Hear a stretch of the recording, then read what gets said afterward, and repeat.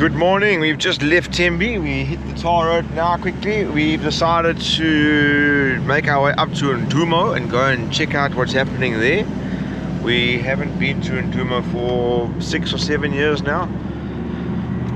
We're a little bit slow today, it's 8:45 already, so hopefully it's not going to be the middle of the day when we eventually get down to the pans and check everything out. We're excited because Ndumo is known for its bird life, not so much as wildlife. They've had a bad run with mismanagement and just lack of leadership. So hopefully the bird life is still as good as it used to be. And if we're lucky, we'll get to see some lesser and greater flamingo, Caspian terns, pelicans, amongst a plethora of other small indigenous birds.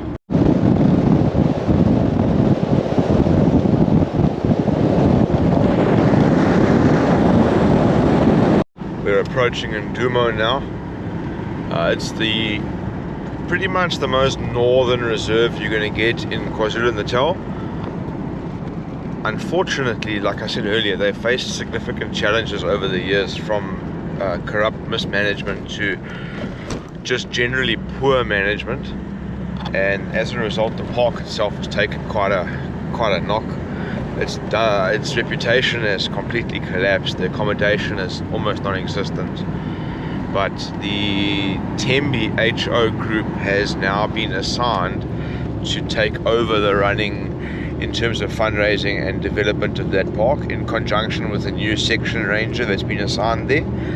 So hopefully this will kind of bear fruit. It's going to take a long time to fix what's been left and led to collapse and corrode away.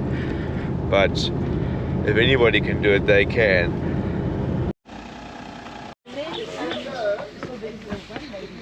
So we're moving up here. This is a lookout point at Ndumo. It looks out over the valley and the pans.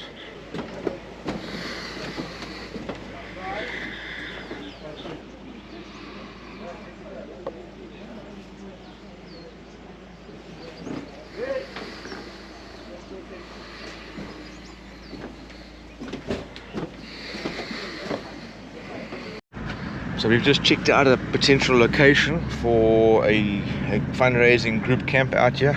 We'll see how it goes. It's difficult to plan these things, and Ndumo being so far away and not offering a whole lot of excitement to bring people here. So you're kind of relying on just committed members of society that want to help with conservation and the upliftment of these wild places. We're making our way down now to the pans. Hopefully we get to see some crocodile, hippo and birds. The weather is turning. The rain is here. It was spitting momentarily. Spitting momentarily. Oh, look at there, a little aluminium boat. But I see the rain has stopped. Have arranged a giraffe for us on the right hand side. Okay, there we go. There's a Nyamiti on the right hand side. Very kind of them to organize. So Ndumo does have giraffe. We were fortunate enough to meet the new section ranger, Dumasani. All the speckworm, beautiful. And he seems to be very optimistic in arriving here from the Drakensberg with a very long skill set, and there's another giraffe on the left here, and quite a lot of experience within Ezemvelo. So hopefully he can get some assistance. This is the camping ground, yeah. And yeah, this is the old campsite for Ndumo. It's still here. I don't know how well it is maintained, but it's there, and it's spacious and stunning. So hopefully you can get it back to what it was. Right, let's stop now. My ADHD is bouncing all over the place. But yeah, this place is nice. These are the chalets that were renovated a while back, and unfortunately not then maintained. So they've kind of crumbled and been left to rack and ruin, which is quite a shame if you consider how beautiful this area of the park is. We went and checked out their chalets and what they've got available. Some of them are quite nice, some of them are not. So hopefully they get those up and running again. But it doesn't appear that the accommodation is being used much here. The park seems very quiet. We're the only guests in the park today, which is great for them, I suppose. We're on our way to Nyamiti Pan now. Hopefully we get to see some bird life. The weather is trying its hardest to hold off and give us a bit of light for photos. The reserve itself, I think it's fantastic. It's nice. It's a real bush vibe. It's not that commercial KZN game reserve vibe, but you are going to have to work really hard to see animals here. And the birding, well, the birding will be great by the Hards because they've tailored it that way. Yes, you'll find stuff on the road like this, but the bush runs through stages of heavily dense thickets and then this more open forest vibes. So if your interests extend beyond Big Five and just generally being out in nature, this is definitely a place to, you know, earmark in your book. Something fascinating to note is, you know, we're 45 minutes away from Tembe, but look at the difference in the roads. There's no sand roads here. It's all hard, rocky, solid ground roads. And the vegetation in general is different in the sense that it's so much more enclosed. It's a lot more trees than it is scrub in this section that we are in now. As we're approaching, there's a big pan on our right hand side, so we're making our way towards a hard.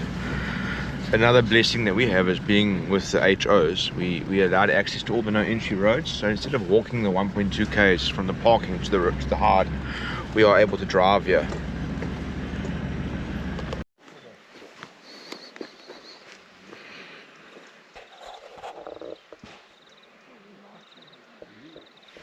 So this is the Nyamiti Pan at Ndumo. Really nice.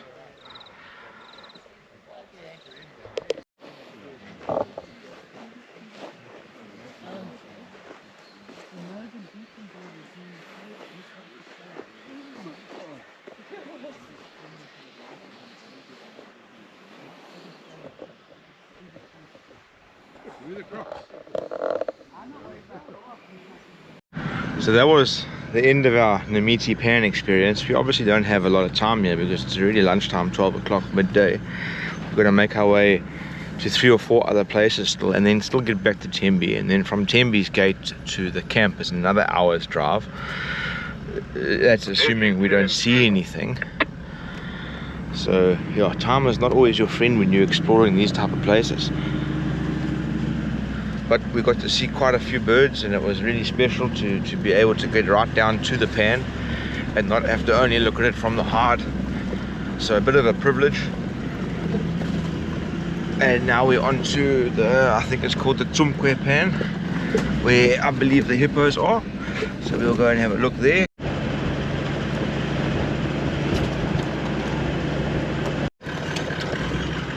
You're making it? No, that's not too bad.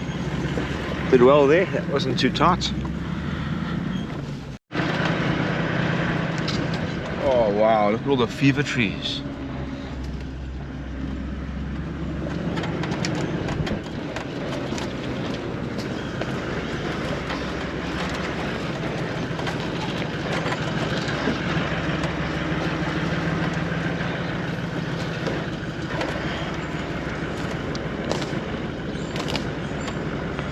Tell you what, Bonamanzi's fever tree forest has got nothing on this. Nothing, not one thing.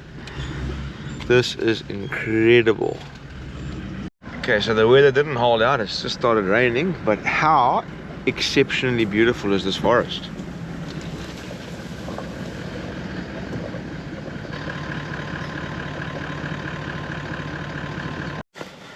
Check out this forest.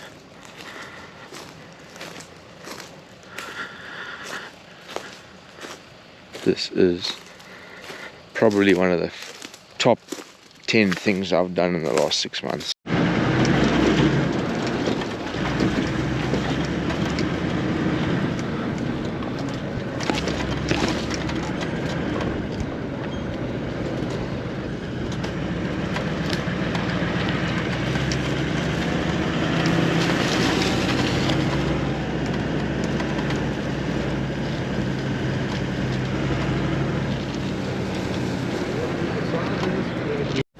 So earlier I made the mistake of calling this a river. It's actually almost like an oxbow lake, where it's a meander that got cut off and has now become a permanent lake. and it's known as the Shokwe Lake. You can see it here. I mean, it looks like a river on the GPS. So on the other side is still South Africa, so it's about 3 k's before you hit the Mozambique border. So we're going to go up to a spot called Red Cliffs now, while the rest of the crew have their little braai here. And then what we'll do is we will check it out there, just have a quick look, because we're really pressed for time. There isn't enough time to do everything, but we're going to try our very best. Which we have to be back at camp at 6, so that means we have to get back to Tembe latest 5 o'clock. So you have to be out of here at latest 4 o'clock, 3:30 better.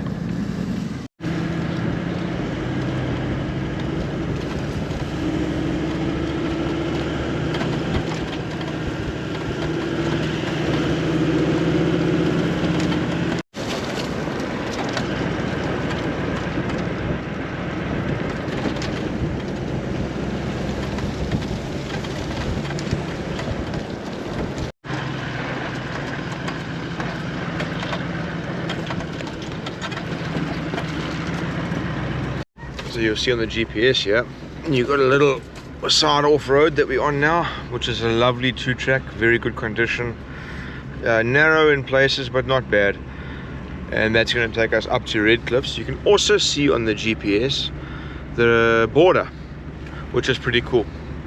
So Mozambique is in front of us now. So the view is still as good as I remember it.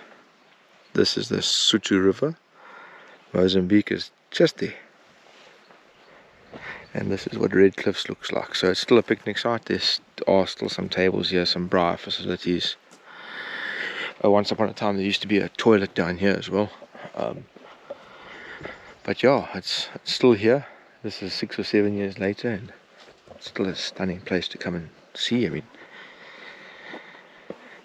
not to be negative or silly, but it's just crazy to say that this is our border. This is the border. If you wanted to go either way, you could just have to cross the river, and I mean, that's the widest section. We can hear voices just downstream, but yeah. So that is Red Cliffs, done and dusted. We're going to now make our way back. We want to stop at the shops in Ndumo, grab a little bit of extra supplies. We've still got 3 nights out here in the bush before we start making our way back home. I want to point out, so all of this is wood. You'll see there's lots of it as we continue driving on this road, and I've spoken about this before. The unsustainable procurement of indigenous trees and being sold off for wood in areas like this, where sadly it occurs purely because there is very little other opportunities for income. So we're approaching another section now. This is what they do. They cut the trees that are as close to straight as possible, and they make these beams with the trees, which they then sell for fence posts, for housing supports, for cattle kraal supports. And obviously from a conservation perspective, it's not sustainable, it's not ideal, because we're losing indigenous timber that is not being replanted at any point. However, on the side of the guys that live out here, the government has done little to nothing to try and create industry and opportunities out here, so they're doing the best they can with the resources available to them. Unfortunately, a lot of the stuff, as you see there, and in many other instances like this here, it's been here so long, it's actually starting to dry out and warp. And unfortunately, this is one of the great travesties that we face in South Africa. Here's more of the wood that is sold for firewood to guys passing through. And it's sad because, one, we're losing so much of the flora that occurs naturally in the region, and if it continues unchecked and ungoverned, what's going to happen to this place? It's going to become a desert. But in the same breath that people, I mean, look at this here, in the same breath people have a right to survive and make an income. It's quite sad. We're back in Tembe now, and there's just something absolutely magical about this place. In that last our mongoose in the road there. Look at no, those are vervet monkeys, man. Silly me. Vervet mongooses with little blue testicles. Yeah, there's something magical about Tembe in that last hour of normal light before you hit that dusk when sunset starts to come through, and everything starts to get this golden glow. I really love it.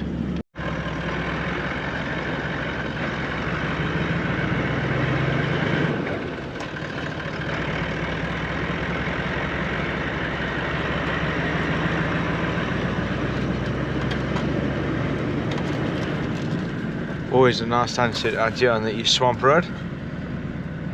Sadly this evening we weren't lucky enough to find anything overly carnivorous on the road, but we still got a way to go to get back to camp, so you never know what pops up. It's another early morning just before 7. Dom, coming, Dom. If you come through the Tembe for a self-drive, you will be confined to the south of the park, which is great. That's where most of the animals are, especially the elephant and the lion. The roads, they're pretty good. Elephants have walked through here.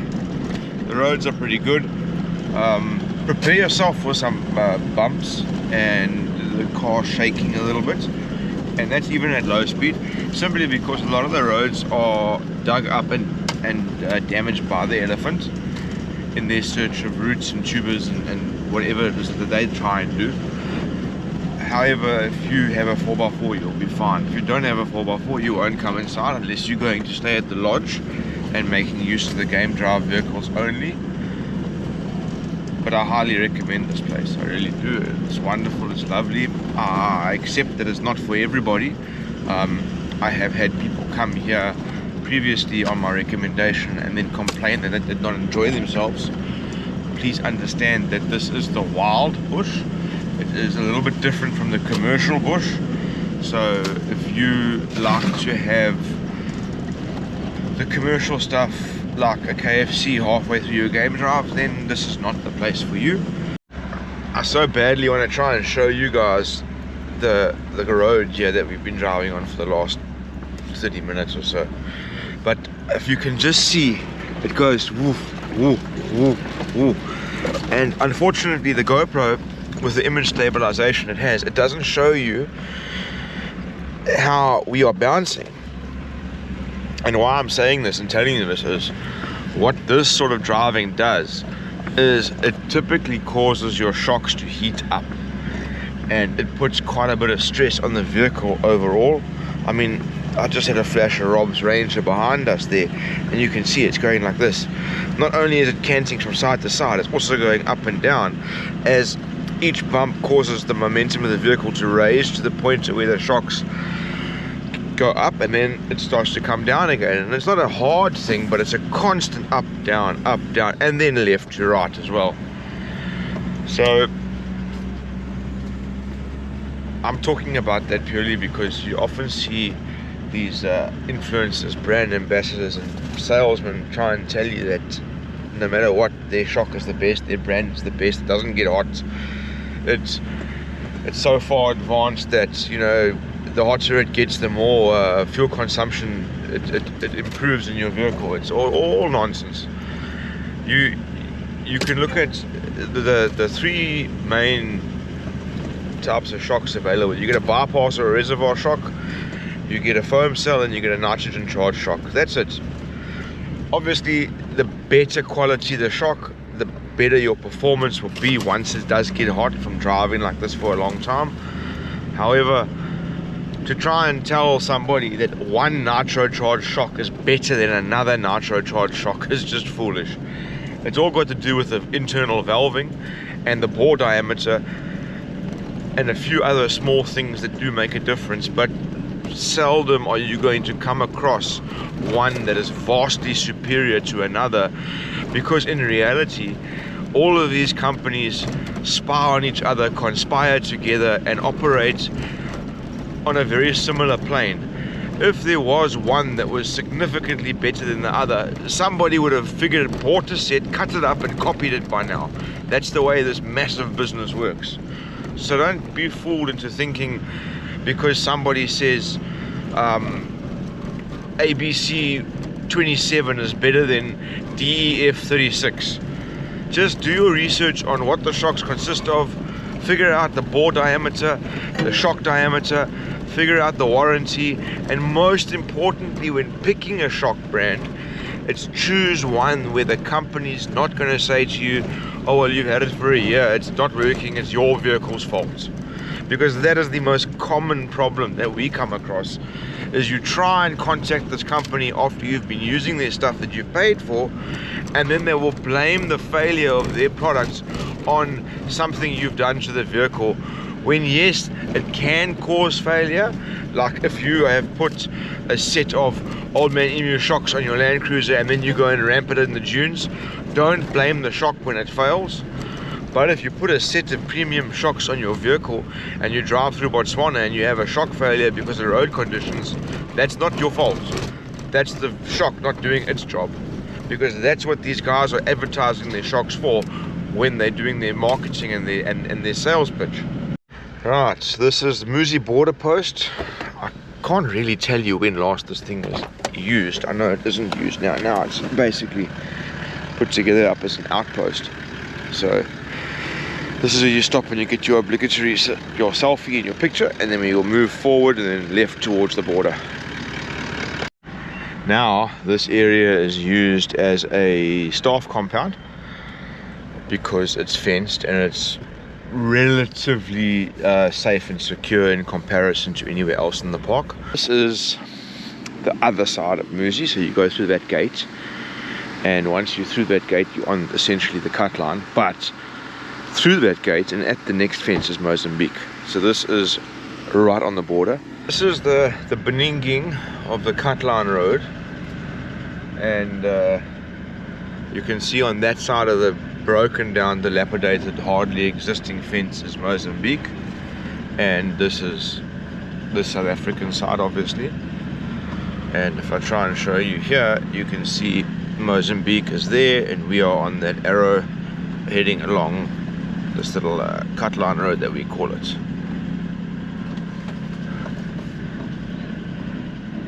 See here where the elephant has come over excuse me, pushed down the fence, stepped over this electric fence which doesn't work, and entered Tembe from Mozambique. It's not recent, it rained last night, so you can quite clearly see that the spur is rained on, so it's old, and the elephant would have moved into the park either in search of water, females, or just trying to get out of Mozambique along what is often referred to as a migratory route for these elephant. But yeah, this is an absolutely insanely privileged opportunity that we have here to travel along this road. We do it every year, so it's something I look forward to every single year. Okay, so this is one of the lookout towers. You'll find quite a few of them out here, and it gives you such a lovely panoramic view of our surroundings. So this side is Mozambique, which is the Maputo Reserve. This is the Tembe Transfrontier Park, and this is the no man's land, well, not no man's land, but this is the fence that separates the two.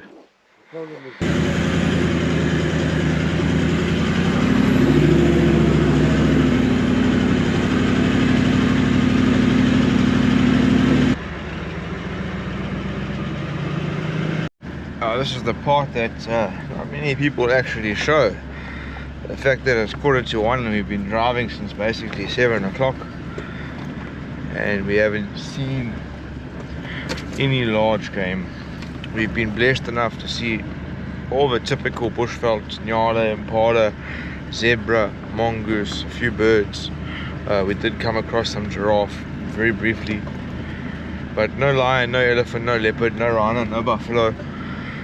No rare sightings, pangolin, aardvark, porcupine, genet, serval, caracal, nothing of the sort.